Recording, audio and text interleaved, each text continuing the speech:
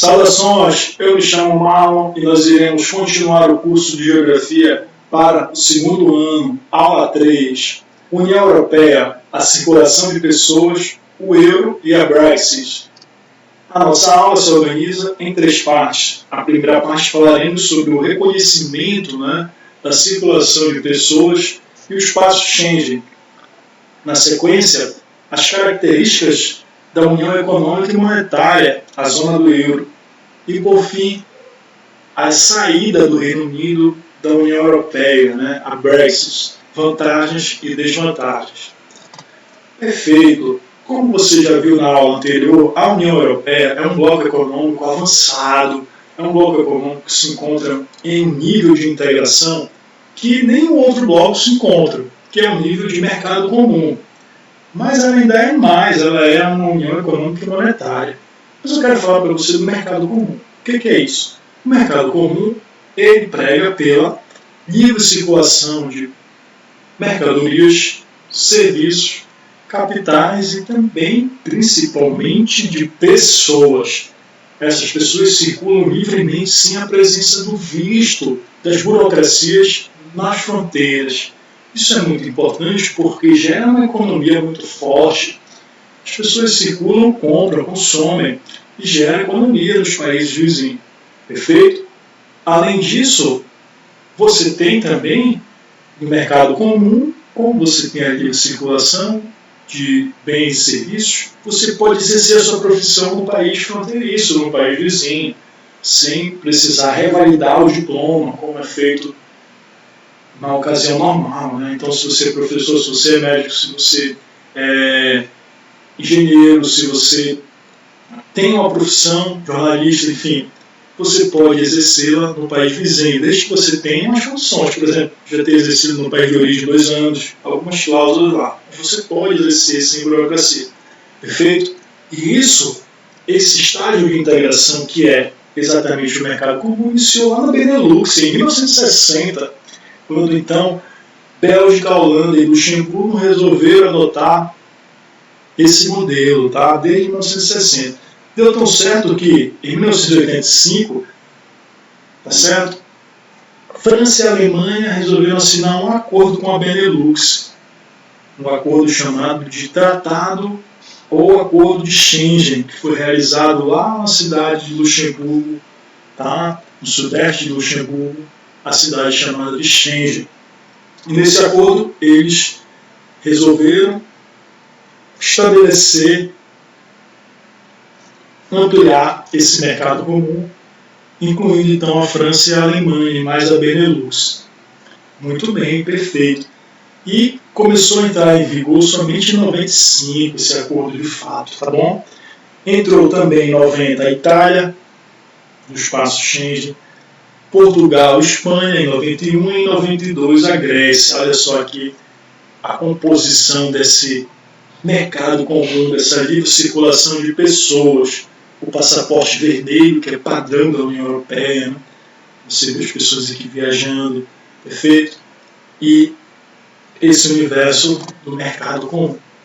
O espaço Schengen, turma, hoje, atualmente, ele é composto por 26 países. Você diz, ótimo, 26 países. A União Europeia tem 27 integrantes, então só uma faz parte do espaço Schengen. Certo, professor? Não, errado. São 26 países.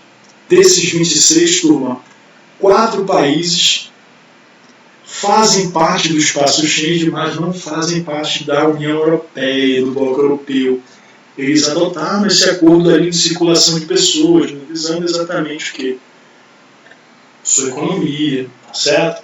Quais são esses países? Olha só, Noruega, Suíça, Islândia e Liechtenstein. São países que não fazem parte da União Europeia, mas adotaram o espaço Schengen. Bom, e dos 27 países que são membros da União Europeia, 5 não fazem parte do espaço Schengen. Tá? Quais são os 5 países da União Europeia que não fazem parte, que não adotaram esse acordo?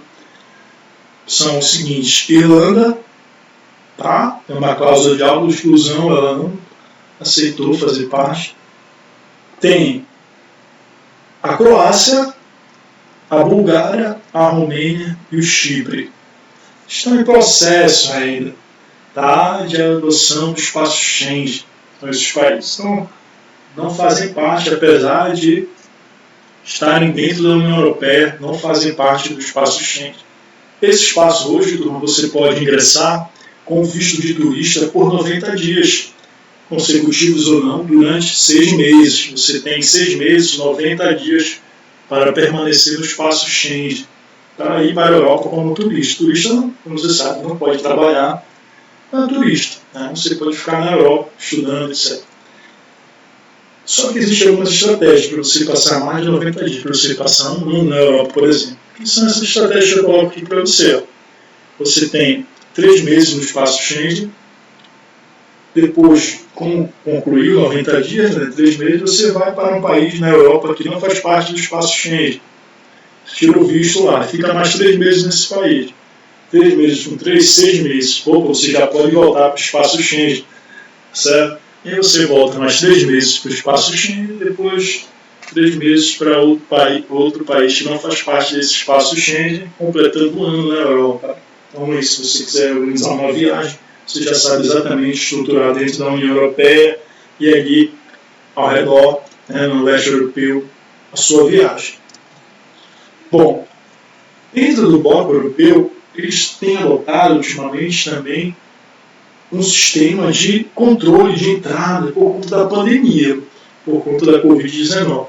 Então, a União Europeia adotou medidas restritivas para países de fora do bloco, principalmente o Brasil e os Estados Unidos, que são países que têm expressado maior nível de contágio, né, maior crise na saúde com relação à pandemia.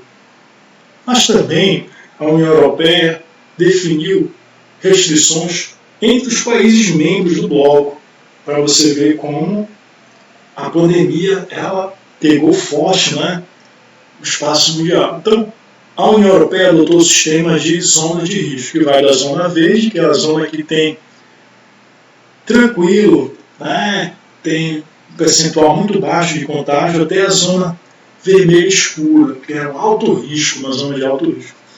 Tanto é que se você for proveniente de um país, mesmo sendo da União Europeia, tá, por exemplo, França, e de repente na França está numa zona de vermelha escura, de alto risco, os franceses não podem migrar para a Alemanha, por exemplo, nem para a Itália, certo? Muito menos para outros países dentro da União Europeia. Isso é uma medida restritiva. E é preciso fazer teste de Covid e cumprir quarentena. Você até pode migrar, mas você tem que fazer teste de Covid e cumprir quarentena, um período de alto isolamento. Isso você sendo da União Europeia. Aqui tem um quadro para você ver como eles desencorajam viagens, né, dependendo da zona em que aquele país se encontra, mesmo dentro da União Europeia. Eu quero falar agora para vocês sobre o euro, né, o estágio avançado, a União Econômica e Monetária que existe nesse bloco, que é a União Europeia. Como você sabe, na aula anterior nós falamos que o euro começou a ser construído pelo Tratado de Maastricht, que é o tratado firmado na cidade holandesa de Maastricht, que, além de definir as bases para o euro, muda o nome do bloco de Comunidade Econômica Europeia para a União Europeia. Bom, então, em 92 se assinou o Tratado de Maastricht, só que o euro começou a circular no bolso dos europeus somente em 2002, 10 anos após, com essas moedas que você observa aqui, ó, 5, 10, 20, 50, 100, 200, turma, 500 euros, né? Uma nota de 500 euros, até curiosa para a gente, nós não temos aqui de 500 reais. Perfeito?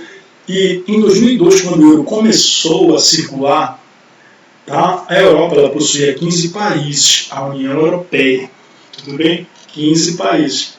E desses 15 países, 12 adotaram o euro e 3 não adotaram, por opção própria. 3 países não adotaram. Quais foram esses países do contra, né? Poxa, não adotou o euro. Foi Reino Unido, Dinamarca e Suécia. Eles resolveram ficar com suas moedas nacionais, né? cada uma, por exemplo, Reino Unido com a libra esterlina, Dinamarca com a coroa dinamarquesa e a Suécia com a coroa sueca. Porque eles acreditavam que suas moedas nacionais eram fortes e precisariam então ser mantidas. Tudo bem? Então eles não adotaram a União Econômica e Monetária, chamada Zona do Euro, que a gente vai ver rapidamente agora. Olha só, então o que é a Zona do Euro? É um conjunto de países da União Europeia que fazem parte, tá, que adotaram o euro como moeda oficial. São 19, turma. Lembra, a União Europeia, você tem hoje 27 países. 19 desses 27 fazem parte da zona do euro. Tudo bem? E esse euro é emitido aqui no Banco Central Europeu, localizado na cidade de Frankfurt, na Alemanha. Bom, é lá que você emite o euro, só pode emitir o euro na Alemanha, no Banco Central Europeu. Para entrar na zona do euro hoje precisa de algumas condições, tá, para você ter o euro como moeda oficial. Primeiro é pertencer à União Europeia, tem que fazer parte do bloco, mas além disso você tem que ter principalmente estabilidade econômica, tem que ser um país forte economicamente, principalmente quando você tem, por exemplo, estabilidade nos preços, equilíbrio na dívida pública e também a adoção de taxas de juros equilibradas. Tem que ter tudo isso, porque senão, se a economia não estiver em dia, não estiver equilibrada, por mais que você queira adotar o euro, você não será habilitado. Tem que ter. Imagina então se o país fraco economicamente adotasse o euro como moeda oficial, o euro ia cair, certo? O valor do euro ia cair. Tudo bem? Então é preciso ter o equilíbrio. E alguns países não têm. São principalmente os países do leste europeu ainda não alcançaram esse equilíbrio. Ainda que eles estejam na União Europeia, mas eles não têm ainda esse equilíbrio. Quais são esses países? Bulgária, Polônia, Romênia, Hungria, Croácia, República Tcheca. Eles estão na União Europeia, porém não ainda estão na zona do euro. São países do leste europeu que passaram por um processo de Guerra Fria, né, se adotaram o sistema socialista, estão passando ainda por reestruturação econômica. Quem sabe aí no futuro próximo possa se erguer. A Bulgária, por exemplo, você tem uma ideia na comparação da moeda da Bulgária, ela vale hoje 2,80, né? Um leve búlgaro vale R$ 2,80, tudo bem? Até aí algumas conversões para você fazer mais ou menos quanto custa uma refeição na Bulgária, mais ou menos R$20, R$25 uma refeição simples, tá? Há na Dinamarca, que não adotou o euro, R$1 vale 1,4 da coroa dinamarquesa, ou seja, o real vale mais do que a moeda da Dinamarca. Aí você diz, opa, vamos para a Dinamarca. O real vale mais do que a moeda dinamarquesa. Vai ser bom, vai ser ruim? Vai ser péssimo isso, porque, turma, por mais que o real tenha um valor maior do que a moeda dinamarquesa, olha só, um simples café expresso lá na Dinamarca custa, em média, 26 coroas, que equivale a R$19. O simples café, aquele cafezinho preto, ou com leite que você toma ali. R$20, R$19, é muito caro, tudo. Tá? Lá no Reino Unido, R$1, tá? Não vale praticamente nada, certo? Olha só, cada libra equivale a mais de R$6, tá bom? Libra esterlina. Nem na zona do euro, com 14 euros, você consegue uma refeição simples, que custa R$60, certo? Você precisa se planejar, então, se quiser ter uma boa estadia na União Europeia, na zona do euro. Eu quero falar para você agora o período da Brexit, que é a saída do Reino Unido da União Europeia. Como isso aconteceu, né? Quais os fatores? Então, Brexit significa saída do Reino Unido da União Europeia. Isso aconteceu em 2020, agora em 31 de janeiro de 2020, portanto do ano passado. E durou um período de aproximadamente 4 anos, desde 2016 até 2020, 4 anos, um período longo até a saída efetiva. Primeiro ocorreu o plebiscito, em 2016, em que a população foi consultada, e pouco mais de 51% votou a favor da saída Bom, então foi uma votação muito apertada que levou então a essa saída. Mas durou 4 anos após o plebiscito a saída efetiva. Por quê, Tom? Havia grande dúvida sobre como é que ficaria o Reino Unido com essa saída, se perderia muito, como ficaria o abastecimento do Reino Unido. Pessoas saíram, inclusive, estocando alimento, né, temendo o desabastecimento do Reino Unido. E o que aconteceu foi que os primeiros ministros começaram então a negociar, saíram 3 primeiros ministros, houve uma série de acordos rejeitados até finalmente a saída. E após a saída, turma, em 2020, teve um período de 11 meses, que durou até dezembro do ano passado, recente agora. Então, nós só temos 3 meses efetivos de Brexit. E, de fato, que o Reino Unido está agora sem nenhum acordo com a União Europeia, perfeito, costurando esses acordos. Perfeito. O que eu quero que você entenda? Que o Reino Unido terá que pagar uma multa hoje de 39 bilhões de libras esterlinas para o bloco europeu, né? Uma multa altíssima por ter saído do bloco. Tudo isso é um castigo, tá certo, Tom?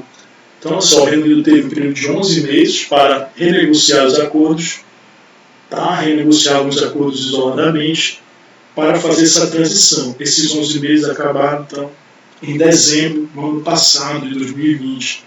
Eles estão 3 meses, digamos assim, agora andando com as próprias pernas. Isso aqui eu quero que você entenda um pouco o quadro da votação, né? Como eu falei, pessoal. 51,9% votou para sair, 48,1% votou para ficar, uma votação apertada. Como você observa aqui, o Reino Unido, que é composto por Inglaterra, País de Gales, Escócia e Irlanda do Norte. A Escócia e a Irlanda do Norte votaram para ficar na União Europeia, né? A maioria da população escocesa da Irlanda do Norte. E País de Gales e Inglaterra, então, votaram para sair, né? Totalizando a maioria, então. Foi uma votação muito apertada. Isso gerou insatisfação, né? Claro, a população da Irlanda do Norte e da Escócia. Tanto é que eles almejam a sua independência, hoje querem sair do Reino Unido para caminhar sozinho, caminhar com as suas opções próprias de ingressar, de fato, na União Europeia. Bom, esse quadro da saída, né, do Reino Unido da União Europeia, isso vem de longas datas, turma. Isso não é de agora. Isso porque o Reino Unido demorou 16 anos para ingressar na Comunidade Econômica Europeia, né? Ele solicitou 2 vezes o ingresso e os franceses negaram, certo, esse ingresso, até que em 1973 eles entraram. Por que os franceses negaram? Porque os franceses já desconfiavam que os ingleses, que o Reino Unido, estavam mais interessados nos seus interesses próprios do que no interesse coletivo da Europa, da União Europeia. Mas enfim, ingressou. Quando ele ingressou, 2 anos depois, já tinha realizado um plebiscito para consultar a população se queria ou não ficar no bloco. Então, quer dizer, os franceses estavam certos, né? Os britânicos eles entraram já com o pé atrás do bloco, desde o início. Tanto é que em 1985, os britânicos não aderiram ao Acordo de Schengen, que é o mercado comum, a livre circulação de pessoas, e também em 88 eles não aderiram à União Econômica e Monetária, ao euro, preferindo assim, então, utilizar sua moeda própria. Isso prova para a gente que o Reino Unido estava, desde o início, com o pé atrás nessa integração. E até a sua saída agora em 2020. Bom, sempre ele ingressou, mas ingressou meio não ingressando, digamos assim. Vantagens e desvantagens desse processo de saída da Brexit, você tem para o Reino Unido e para a União Europeia. O quadro coloca aqui para você. Então, vantagem para o Reino Unido. Ele vai ter mais liberdade para negociar com outros países, negociar preço. Ele terá a liberação de taxas que ele pagava anualmente para a União Europeia, era um dos principais contribuintes da União Europeia, não vai pagar mais essa taxa. Ele vai poder adotar políticas mais independentes sobre a imigração, né? Ser mais rígido ou menos rígido com relação a isso. Essa é a vantagem para o Reino Unido. Quais as desvantagens para o Reino Unido? As desvantagens que vai haver uma saída de empresas do Reino Unido para outros países da União Europeia, com certeza. Tá? Já que essas empresas tinham mercado livre, tinha circulação dos seus produtos em toda a Europa. Eles vão sair do Reino Unido e vão para a União Europeia, porque é um mercado maior, como de país maior, do que você ficar só em um país. Outra desvantagem do Reino Unido, ele vai ter um conjunto de dificuldades para residir em outros países, os britânicos, por exemplo, que eles moram na Itália. Eles vão ficar legal lá, eles vão ter que fazer o visto para poder ficar de fato naquele país. Vai ficar legal. Feito, vai ter dificuldade. Além disso, os britânicos terão que lidar com enfrentar o problema do movimento separatista, né, do norte na Escócia. Ora, essa eleição gerou insatisfação, gerou uma grande crise que pode, inclusive, movimentar a independência, a independência da Escócia e o movimento de independência da Irlanda do Norte. Já as vantagens para a União Europeia, pessoal, vamos ganhar 39 bilhões de libras esterlinas, é a multa. Vai ter um membro que era do contra fora, ou seja, a União Europeia vai ter mais facilidade para negociar e tomar decisão, não vai ter aquele chato, né, sem ter do contra. Além disso, vai gerar mais emprego para o bloco. Os ingleses vão sair da composição administrativa gerando emprego dentro da União Europeia. Quais as desvantagens para a União Europeia? Vai perder um dos principais contribuintes, né? Ora, o Reino Unido era um dos países que mais contribuía anualmente com o orçamento da União Europeia. Uma outra desvantagem para o bloco, vai ter um temor que outros países façam o mesmo, fica com esse medo, será que outros países também vão resolver sair? O que na verdade não vai acontecer, né? Mas enfim, tem esse medo. E o terceiro desvantagem exatamente terá que renegociar acordos com o Reino Unido, acordos isolados. Né? Então essa é a estruturação quadro da Brexit. Muito bem, não esqueça de fazer os exercícios no cigarro e a nossa aula acaba por aqui. Na próxima aula falaremos sobre um outro bloco econômico, o NAFTA, o UNSCA. Um grande abraço e até a próxima.